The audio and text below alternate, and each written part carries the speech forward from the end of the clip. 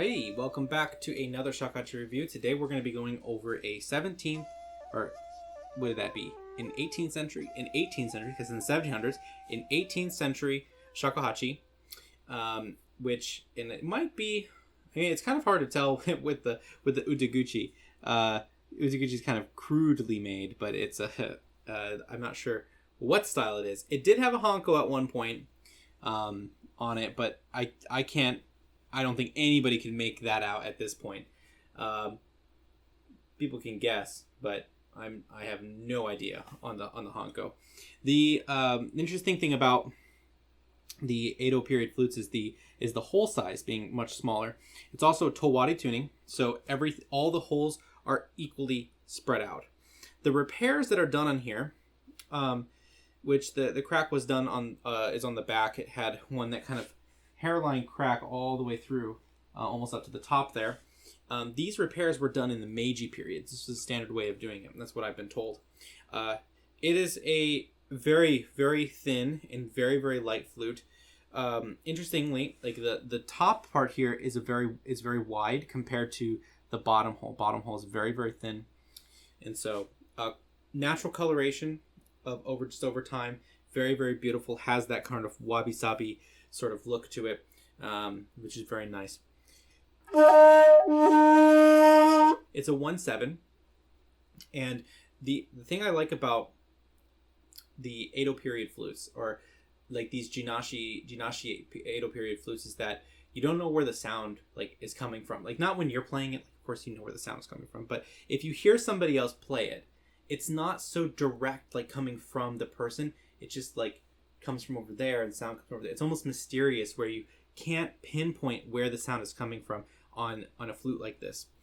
And I don't mean if you're in a small room, but if they're kind of in an open area, you play a period flute like this, and it's outside, it bounces off places, and the way that the sound just moves, it's very, very intriguing, and it's captivating. You want to search for it, but you can't find it. It makes you even search for it more. I'll play a couple rows, and then I'll give you the tuning without changing the head position.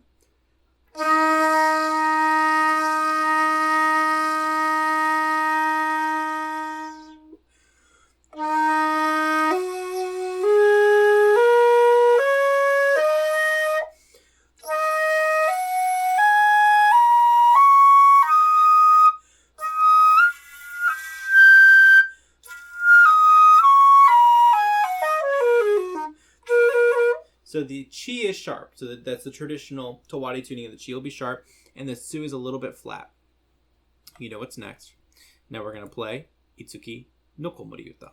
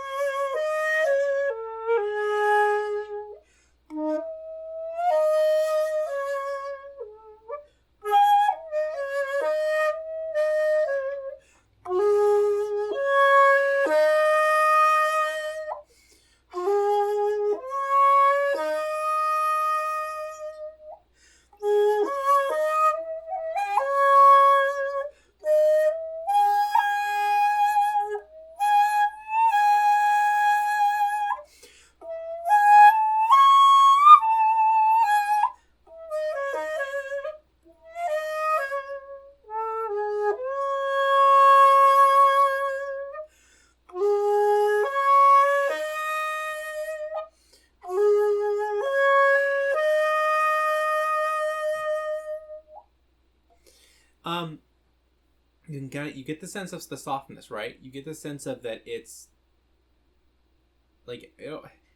is it? I don't know if this is the right way to say it. Does it not give you the sound of I'm old? I don't know. Something of antiquity is what I get when I play the flute, and I think part of it is more of a mental thing, that I know it's an old flute, and I know the period that it's from, so that characteristic comes through very clear for me because I'm knowing that. But I think because of the timbre of sound too, of it not being so harsh, right? It's very warm, very, very warm, and Not okay. So I'm not gonna say buttery smooth. It's gonna become a meme soon, but it's not buttery smooth. It's like a floating leaf. Or you know what? It's kind of like how graceful the sakura leaves fall, like kind of like these on the side here, like how graceful they fall. It just kind of float. That's the sound. That's the sound that I get from this flute. So a little bit of Murasaki Deho.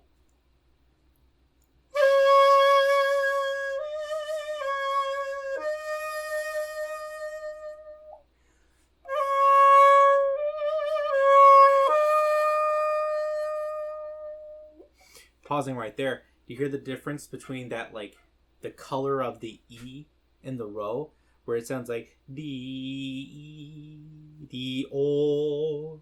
Very, very nice.